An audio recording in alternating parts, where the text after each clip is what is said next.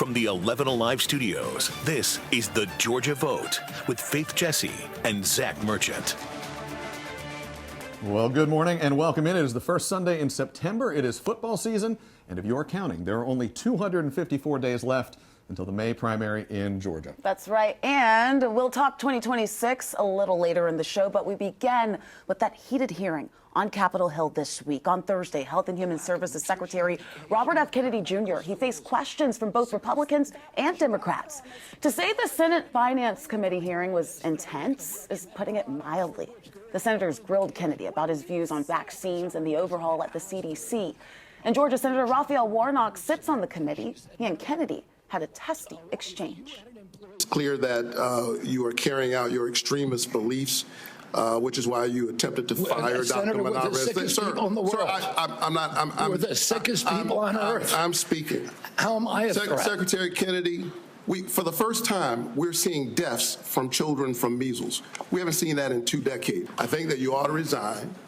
And if you don't resign, the President of the United States, who put forward Operation Warp Speed, which worked, should fire you. Now, moments after the hearing ended, I asked Senator Warnock if Georgia should follow states like California, Oregon, and Washington and propose to set its own vaccine recommendations. Will you call on the state of Georgia to take the same steps to ensure those who want to get vaccinated will have the same access to vaccines as before this directive? I'm calling on the President of the United States to fire Robert Kennedy. I'm grateful for the efforts of my friends on the West Coast. They've got world-class scientists there, but we have world-class scientists at the CDC. We can't have piecemeal public health. There's a reason why you have a public health care system. And so there's a short and quick answer to this. Get rid of the secretary who's more beholden to pseudoscience and quackery than he is to the public health of the American people. Now, Secretary Kennedy does have his supporters, including President Trump, who also spoke of Kennedy after this meeting, saying, quote, he's a very good person. If you look at what's going on in the world with health and look at this country also with regard to health, I like the fact that he's different. Another developing story in our nation's capital, more than 300 National Guardsmen are in Washington, D.C. Governor Brian Kemp making the announcement on Friday, saying approximately 300 soldiers and a smaller amount of support staff will support President Trump's executive order declaring a crime emergency in the nation's capital. The governor says that the Guardsmen are not expected to have any direct interaction with civilians. Now to the latest on the 2026 campaign. Gabe Sterling. He spent many years as one of Brad Raffensperger's most high-profile lieutenants in the Secretary of State's office. Now Sterling is running for the top job. He rose to national prominence, you may remember, for his staunch defense of Georgia's election system and its employees in the days following the 2020 presidential election. In an interview back in December, we asked Sterling about claims of widespread voter suppression and election interference in Georgia. Voter suppression and voter fraud are both fake, but they're really great for allowing people to throw bombs and raise money. And that's what comes out of those. And they both undermine people's faith in the system. Current Secretary of State Brad Raffensperger's plans for 2026, they are still unclear. Sterling is the third Republican to join the Secretary of State race right now. That includes State Representative Tim Fleming and former U.S. Senate candidate Kelvin King. Democrat Adrian Consineri has also filed to run. Well, State Representative Tanya Miller is the second Democrat to announce a campaign for State Attorney General. She's a trial lawyer by trade, serves as the chair of the House Democratic Caucus under the Gold Dome, and says that politics should stay out of the office to put more focus on the people. In my capacity as chair of the Democratic Caucus in the House, we, of course, interact with so many Georgians from across the state. We sort of get a close-up view of the struggles that Georgians are having, whether it's in urban communities or rural communities. And as we look around, there are so many opportunities, I believe, for an attorney general to really help make the lives of people better. If you look at some of the affirmative actions that are being taken by attorney generals across the country, whether it be going after online predators, human traffickers, scammers, identity thieves, attorneys general have tremendous power to use that office and to use lawsuits and going to court to vindicate and defend and fight for the people. So right now in this moment, I just feel like the people need a fighter. I have represented the people for most of my career, whether it's as a prosecutor in Fulton County or as a civil rights attorney.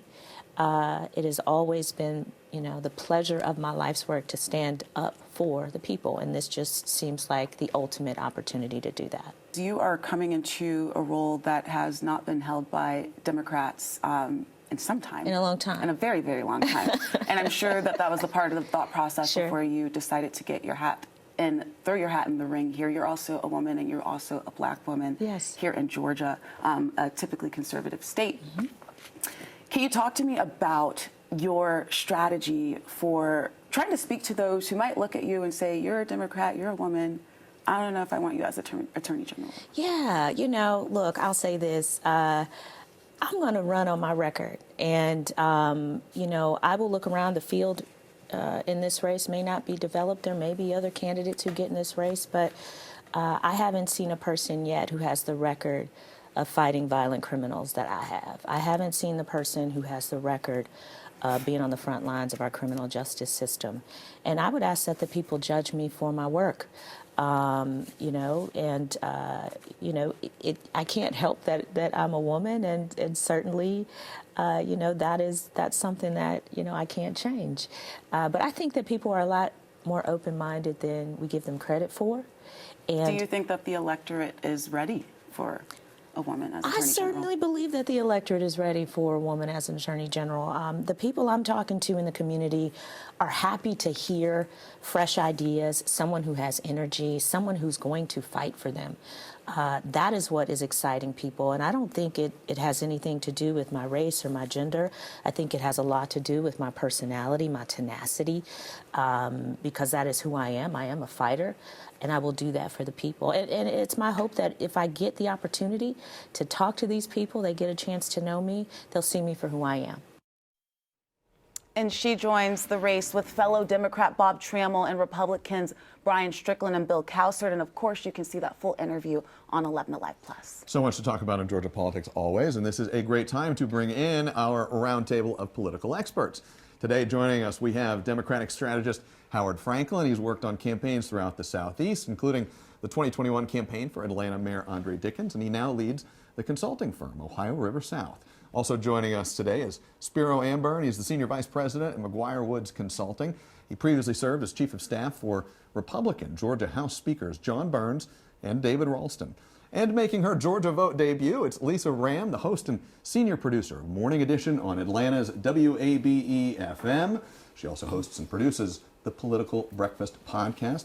Welcome back. Welcome. Debut. Wow. Wow. That's right. I love that. And Lisa, you took the question right out of my mouth. As tradition, you're new here, so you get the first question. Okay. We just saw this interview with Tanya Miller. What do you make of the AG race so far? Well, a lot of people that we talked to love Tanya Miller. She's liked by Republicans and Democrats, so that's a major benefit going into any race. She's a rising star in the Democratic Party, and when you're a rising star, people what? People talk about you, another benefit. And she's for the people, and I think she's comes across as genuine. She talks a lot about the bread and butter issues that we heard about the last cycle that seemed to be ignored. So I think she's starting off on a strong foot. But she's not the only candidate in this Democratic primary, right, Howard? Former House Minority Leader Bob Trammell is also in the race. I think he got in a little bit before she did. To be honest, I think so much of the focus for the 2026 cycle is on the top of the ticket. It's what's happening with Senator John Ossoff. It's what's happening at governor. These other races are interesting. I think she made a really salient point. The field may not have congealed. There might be other folks to get into it. But I think, if Democrats are to have any hope of really shaking up kind of the current status that they're under, they're going to have a strong set of candidates at the top of the ticket. It's not a sexy race, but it's an important race, it is, right? 100%. Yeah. It's very important. And speaking of law and order, that's something that they're going to be putting the justice down, putting the gavel down, right? Let's talk about this law and order. We know that Governor Kemp sent some National Guard troops to Washington, D.C. Spiro, I want to get your take on this. Shortly after that, we saw different Republicans kind of tweeting out support. Derek Dooley is among the emails that I got saying, we support this.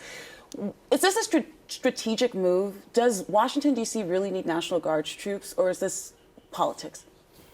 I mean, everything's always politics, but I mean, I think there's definitely a policy argument for that. I mean, it's our nation's capital, so we all have a vested interest in making sure it's safe, and I think that's what makes it unique from any other city in America, and it's why the president, stepped in, and they're already seeing positive results there. So I think from that standpoint, Georgia's doing its part to keep the nation's capital safe. Howard? I was there a few weeks ago. I'll be back in a couple weeks. I'm guessing it'll be a little bit different from a few weeks ago when there were really just more National Guardsmen kind of loitering in places that were attracting tourists and nice restaurants, et cetera. I do think it has ramped up. I expect it'll be something that people continue to talk about it. But I do think I think there's been a lot of discussion about whether or not the president is using this as a political cudgel to kind of take our attention away from maybe the faltering economy or rising prices and focusing on something that probably is not going to change in earnest, but has been addressed by urban mayors from across the country in the last 2 or 3 years. Yeah, a lot of people we talk to, is it stoking fear? Right. Just to be stoking fear, and that falls in line with just being politics. Yeah. Then this is an issue where we've seen people support this, but as you get to, Lisa, a lot of people have shown some concern about this as well. We've got 15 seconds left. Spiro, from a political perspective, is there a chance that this ends up hurting Republicans as a strategic move in the long run? No, I don't think so. I think public safety is always a #1 issue. I mean, people want to be safe, and I think many of our cities have done a poor job, frankly, at keeping their citizens safe. And I think this is an effort to make sure that, we're on that path. And showing strength to the nation, trying to show strength to the nation as well as outside of the nation. On that point, we're going to take a break. We'll see you guys on the other side of the commercial. Welcome back. Have you heard of the name Ken Yasger? Well, he's a Savannah Republican and openly gay Army National Guard sergeant running for Georgia governor. Yasger calls himself a pro-gun and pro-life, but his platform breaks from GOP norms. He backs legalizing marijuana and gambling to eliminate the state income tax, and he wants to raise teacher pay by capping administrator salaries. He also takes a noticeably different stance on President Donald Trump. Your viewpoint from the president changed from 2016 to 2020. Why do you continue to vote for him? I wouldn't again. Why? He has gone away from the original promises he had. He wanted, I just shared a video in 2016. One thing I absolutely agreed with was I was tired of President Obama's executive orders. He signed, I believe, 276 in 8 years, and I think that's ridiculous. I don't think executive orders are constitutional. You should go through the Congress the way the Constitution was set, which the Constitution set in place. Now President Trump has signed over 400. 2016 Trump and 2025 Trump policy-wise is not the same. And I think a lot of people are waking up to that. A lot of people who are going to be voting in the primaries aren't going to like that I say that. But I will never give my allegiance to a politician. It will always be to the majority of the people because that's what actually matters. And we do know that the president has put his backing behind Lieutenant Governor Burt Jones for this race. What is your thought about that? Oh, good. I don't care. I don't want any politician's endorsement. The only endorsement I want are the people that I serve at the restaurant I work at, the people I serve within the military. I don't understand, with all due respect to President Trump and Lieutenant Governor Burt Jones, it always makes me laugh when a candidate for governor is sucking up to the White House when it's their job to suck up to us. The states are what matter in this country, and it's not our job to work for the president. It's their job to try to work with us for what's best for our people. My appeal is to every single American, whether they're Republican, Democrat, or hate both of them, whether you voted or not. But that person who has never voted before, I might look at you and say, oh, why not? I wish you had voted before. But I also want to look at that person and say, I get why you haven't. Because the only options you've ever had are the people that I'm running against, politicians. They don't give you a reason to want to vote. I'm running because, like I said, when I was in the thralls of my alcohol addiction and mental health issues, about 4 years ago, I did contemplate suicide. I was drunk at home, I had a bottle of vodka, and I had some pills, and I started taking those. That's how I know God exists, because nobody was with me. I didn't make a phone call. But somebody stopped me. It's because of God that I'm here today. I'm not saying God needs me in this race or anything, but I'm able to do what I'm doing because I'm alive today. I've been to that very, very dark place. As a Christian, my whole life is not about trying to get to heaven. My whole life is to try to help other people not live their own hell while they're here on earth. Because whether you believe in heaven or hell or not, it's eternal. And hell on earth feels eternal. And people are going through that every day. And it's not because Donald Trump is president. They don't talk about politics. They don't think about politics. They don't have time to care about politics. They're too busy taking care of their families or trying to. In our entire conversation went about a half hour. You can catch it streaming right now on 11 to Live Plus. We want to bring back panel right now. If some of you all are familiar with Yasger's name, it's because he spoke at the Houston County NAACP Gubernatorial Forum. He was the only Republican to show in person that forum with another amount of notable candidates. But have you guys ever heard of him? That's my first question for you all. Not until this race, yeah. And what was your takeaway from just that bit that we heard? He's onto something. A lot of people in Georgia and Atlanta are hurting from other issues rather than all the political fanfare that we hear about. And that's his platform. You know, I'm going to meet you where you are, those who are going through something. And I think it was pretty bold, and I admire him for talking about his struggles with alcohol. I think he's only a year and a half sober. So, you know, he caught my attention. He did. Yeah, I don't necessarily disagree with that. I mean, respect anyone who wants to put their name on a ballot and put their personal story out there. And certainly with technology and social media changing campaigns, he may be able to get his message out there a little bit more than someone, say, 5 or 10 years ago. Realistically, though, I mean, I think that the Trump endorsement will matter in this particular race in the primary. I'm not saying it's a guaranteed victory, but we'll see. Let me ask a philosophical question here, because in this race there are what will be described as probably some front runners in this race. They've raised lots of money. We're talking about Chris Carr and Burt Jones in this race. Ken Yasger hasn't raised a ton of money so far, but is it a loss for Georgia voters when voices like that often aren't heard and aren't interviewed? And Faith, I mean, you made a point of talking to Ken Yasger. You said he's on the ballot. We should hear from him. Should that happen more, Howard? Yeah, I think. As a Democrat, I certainly think that that's a precept of the party, and that if anyone puts themselves forward to run for office, the party and the folks who are kind of the party leaders want more voices, more diversity, more opportunity. But he's a Republican. No, so, I'm agreeing, but I'm saying that the precept should hold for both parties. The reality, though, is exactly what Spiro said. I mean, we're the 8th largest country, or 8th largest state in the country, 6th largest media market. If you can't raise millions of dollars, and people are not going to hear from us. And you know what's interesting about the bottom line. And what's interesting about Ken, he says he doesn't care about the money. He thinks that the money makes people evil. He's actually committed to donating most of the campaign money to charitable organizations. So really interesting. Watch his interview, make your decision for yourself. With that, we're going to take another break. We'll see you on the other side of the commercial. Well, Congress is back in session as federal lawmakers face a looming deadline to keep the government funded. I asked Democratic U.S. Senator Jon Ossoff about it this week. Congress needs to pass a new spending bill before September 30th in order to avert a government shutdown. What are you planning to do to make sure that gets done?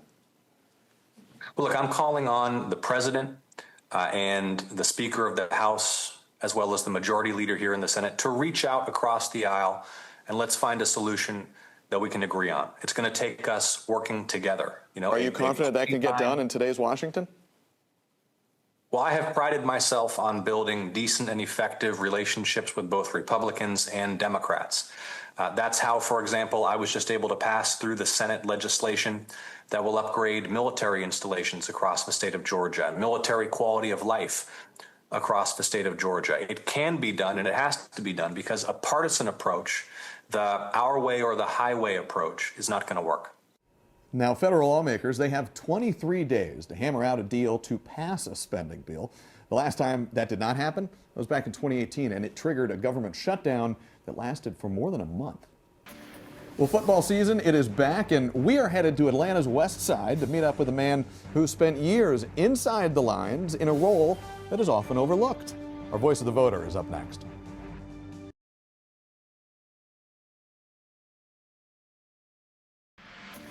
Well, we say it every week, you can't have the Georgia vote without Georgia voters. And this week, as football season is gearing up, we are sitting down with Andre Lowe, who has dedicated decades to the game. You were a referee for how many years? I actually started officiating in 1986. 1986? 86, yes. And you just retired when? 2016, I came off the field. That was my last game in 2016. So that's a 30-year stretch officiating games on fields that look like this. Yes, that's right. When you're out at a place like this, what memories go through your mind? I wish I was back on the field. It's a selfless thing to be a referee.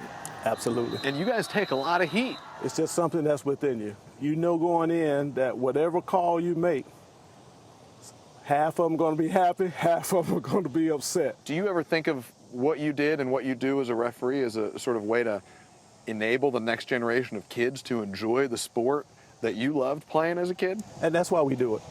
That's why we do it. We want to make sure that we leave it in good hands for the generation that's coming up next. What's the number one issue you want to see your elected leaders address? I think for me, it would probably be healthcare. I think I want to make sure that it's going to be affordable, make sure we can actually have healthcare around, because the way we're trending now, you know, we're trying to do away with Medicare, trying to do away with other things, and I just want to make sure that we do have health care. What do you worry the most about? I guess my worry would be election integrity. I think you still have a lot of miscommunication, disinformation, campaigns.